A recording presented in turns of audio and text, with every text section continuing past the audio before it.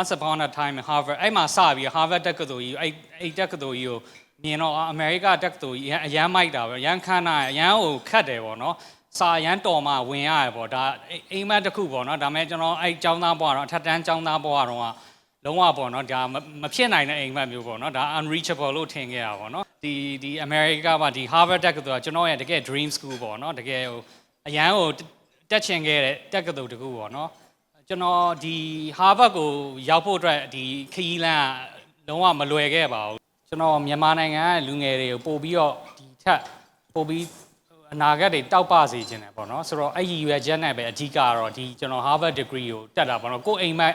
မတ်တာထက်အကုန်လူတခြားမြန်မာနိုင်ငံရှိတဲ့လူငယ်တွေအားလုံးအတွက်ကိုပို့ပြီးတော့လေခွင့်လန်းနေပို့ပွင့်လန်းလာမယ်ကျွန်တော်ပြည်တွင်းထဲမှာလည်း opportunity အများကြီးဖြစ်လာမယ်ဒီ education institution တွေပေါ့နော် K through 12တွေရောနောက် higher education တွေအဲ့ဒါဖြစ်ချင်တဲ့အတွက်ပေါ့နော်ကျွန်တော်ဒါဘာပဲဖြစ်ဖြစ်ဟိုကျွန်တော်တို့ရှိရဲ့နေရာကနေ space ကနေပြီးအခန်းကဏ္ဍပါဝင်ပြီးတော့ဟိုပြောင်းလဲမှုတွေတိုးတက်မှုတွေလုပ်ပေးခြင်းလို့ပေါ့နော်ဒီ Harvard degree ကိုလည်းယူလာဖြစ်တာပေါ့